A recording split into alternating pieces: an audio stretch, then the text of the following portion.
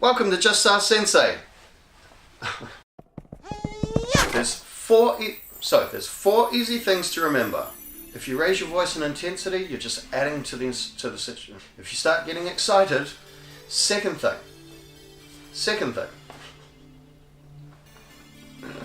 Don't be, hey, no. Break their thought pattern of wanting to attack you. Hopefully. Open hands. That's Just Us Senseis. So tune in every Friday for so that's Just Us. Just keep repeating yourself. On self-defense tips and advice. If you haven't checked out our previous easier said than done. So someone comes up to you, hey, gonna beat you up or whatever, okay? Steal your lunch money. Alright, we don't need to get into a fight, that's alright. How was your day?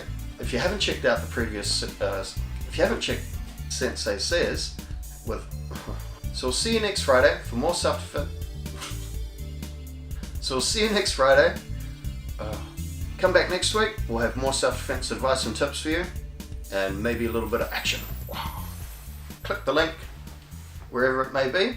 That's it.